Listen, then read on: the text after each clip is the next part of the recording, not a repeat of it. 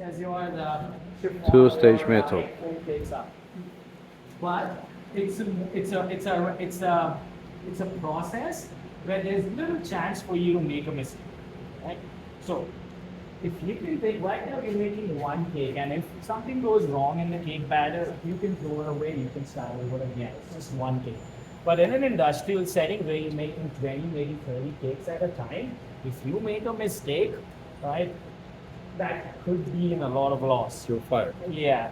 Or if you have different people working in different on those cakes every day, baking those cakes, having each one of them is not gonna have the same idea when it comes to something like an egg foam cake.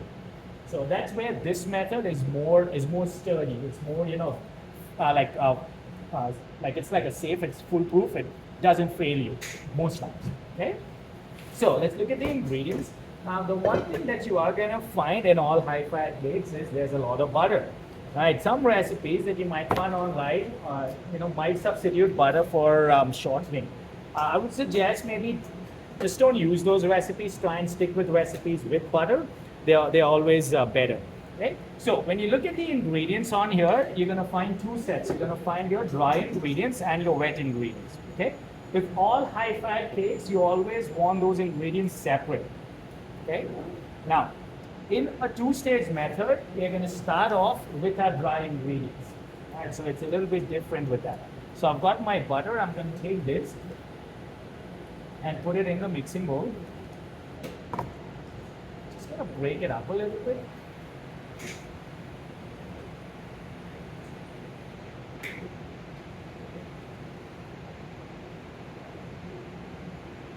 So you consider butter as a dry ingredient? Yes, for Okay. this one. For this one, Yes, okay. for this one. Any kind of high-fat cakes that you make, 9 out of 10 times, or I shouldn't say 9 out of, every time you will start with the butter. Do you want to guess why? Because fat is covering the butter, the flour. The flour, yeah. So with flour comes gluten, right?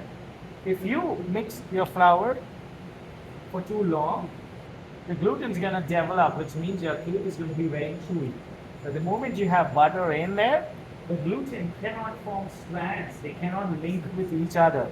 So they won't form those long elastic chains. And that's why with most cakes, which have, which are not egg foam, but which are high-fat cakes, you'll always start off with it. Okay? So that's my butter in there. Next up, I'm just gonna take my cake flour. For some reason, the cake flour bag that I just opened yesterday has a lot of lumps in it. So just remember to just sift it before you use it. Otherwise, it could get a little challenging.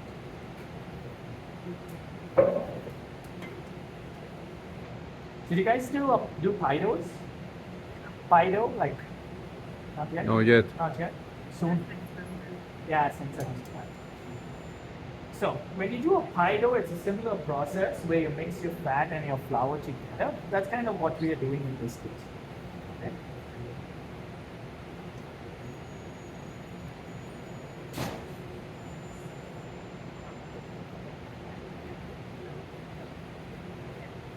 It's there. Okay. Right. Next up is going to be our baking powder, baking soda, right in.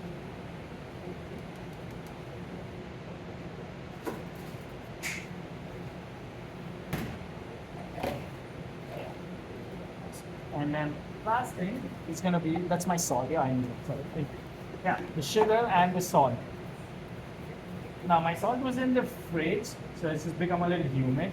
But still salt. Okay, we're gonna take that. And we're gonna start mixing it. So, first thing we're gonna do is we're gonna use a paddle attachment to start off this mixing process. Okay. So, stick it up there. Paddle attachment. Up and Number 4. Number 4. For the camera, number 4. Okay, we're just gonna mix that. as that's mixing, take our wet ingredients. So you've got vanilla paste, egg yolks, and sour cream. Take it in a bowl. Yeah, whisk. Quarter Oh, spoon. my rose.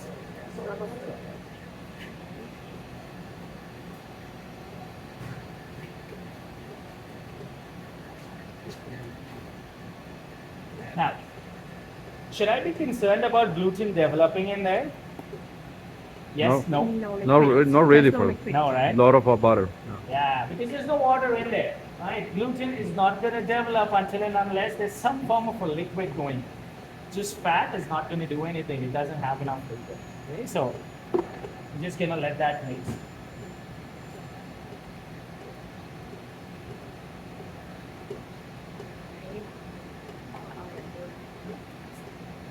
He's so mixed.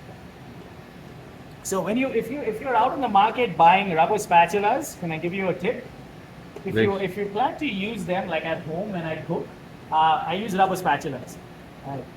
But a good point to remember is if it has a red handle, It's more expensive. yes, it's going to cost you a little Like more. 5 times more. Because Jose is really concerned about inflation. But also, if it's not a red handle and you use it for hot cooking, No. it's gonna melt in your food because it's not heat resistant. Right. The red handle ones are heat resistant and you can use them for both baking and cooking. But then there's a couple of white handle ones around, kicking around, and yeah, if you use those, did you do that? Yeah, it's making crazy. Yeah, they don't. Doesn't work too well with that for sure. You can. There's still a bit of rubber going into your body. This is okay. I mean, if you think about it, 2 years ago, people were eating Tide Pods. Compared to that, rubber is okay. I think it's fine. You'll survive rubber. Okay. So we're just gonna mix that. Again, this is gonna depend. This mixing is gonna depend on how cold your butter is. Ideally, if your butter was at room temperature, it would blend in no time.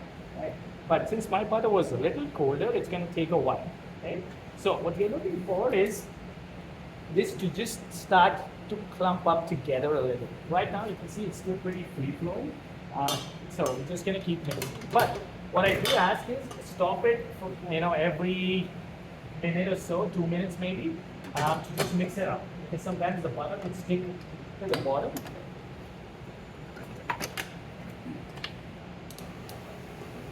And you go with speed 4.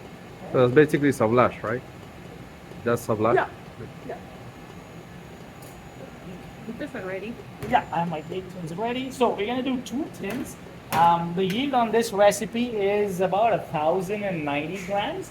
So we should be getting about 500 grams in each tin. Okay? This recipe has baking powder and baking soda. A lot of cake recipes you'll find that because baking soda gives you the stability because you know for sure it's going to rise a little bit. And then with baking soda, this recipe though, it doesn't have an acid, right? Sour cream. The sour cream is going to do that job. Okay? The sour cream is slightly acidic, so that's going to do the job for us in this case.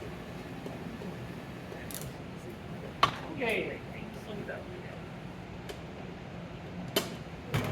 Yeah. So now you see all my butter is dissolved. It's just blended in with the flour. So that's a good time when we can start adding our liquid.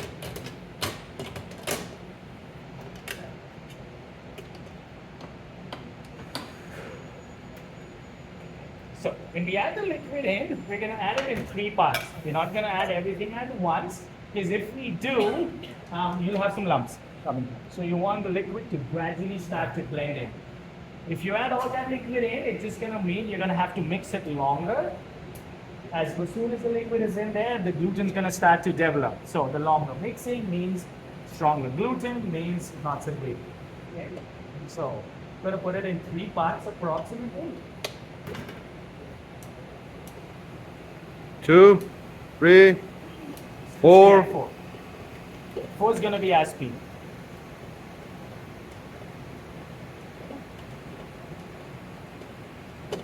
As soon as you add it, you can see it starts to form something similar to a crumble. Starting to form a crumble. Okay? So that's a good sign. You can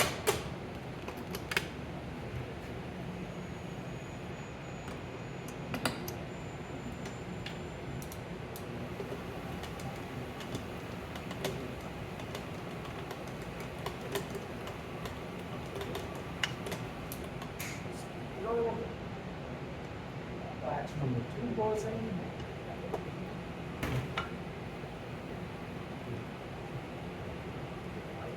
And then pick back up just to before, let that mix.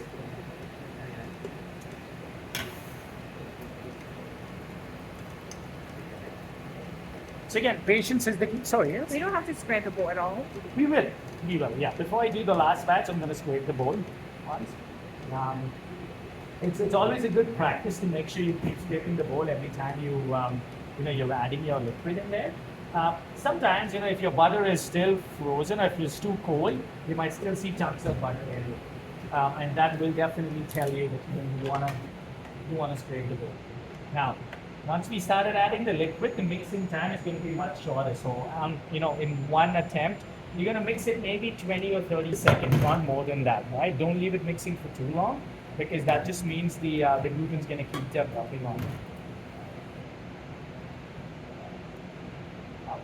When I looked at that recipe, there's, I think, a couple of errors on that recipe. One is where it's telling you to add the sour cream separate. Yeah, it was weird. So don't worry about that. I think it's just a typo.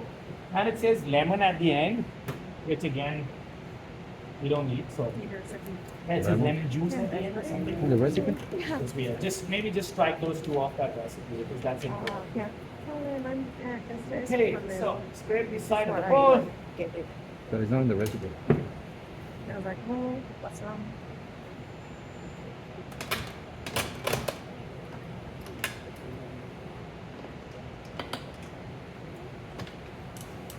The one thing that I would like to invent, have you watched that show Shark Tank?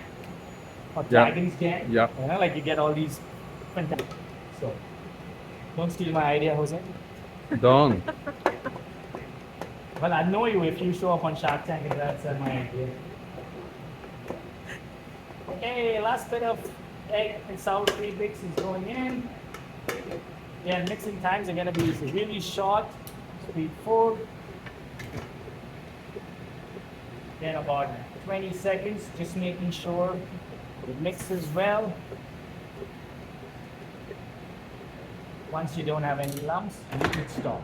Okay, so it's not too much mixing. As you can see, the batter is not going to look very fluffy. It's not going to look like much at this point. But the baking powder and baking soda are going to do their job, and that's how you get these. You get the lift in these cakes. Okay, so 500 grams portioning. But before you put 500 grams in there, just run your rubber spatula.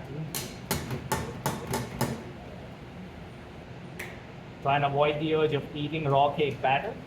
It's not good for you. You can still eat it.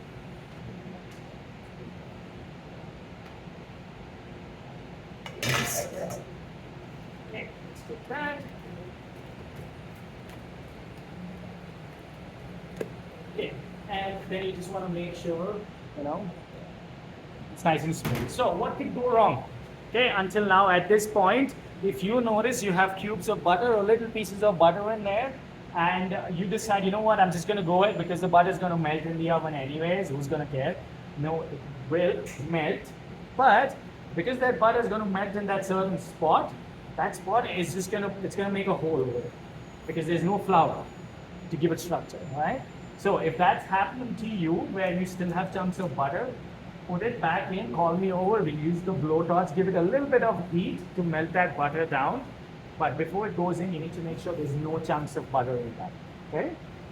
This one's gonna be about 40-45 minutes of baking time again.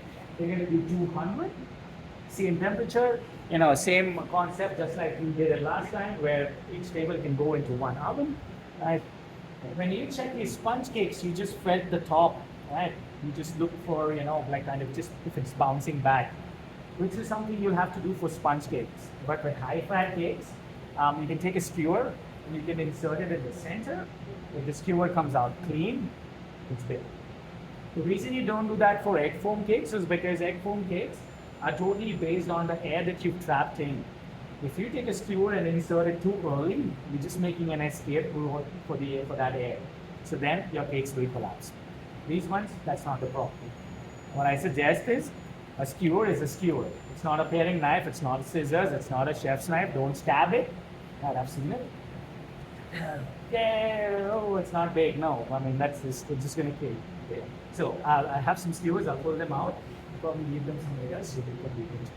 It has to be dry. You have to come out dry. Just Yes. a little bit wet. No, and I mean it should come out clean. Okay.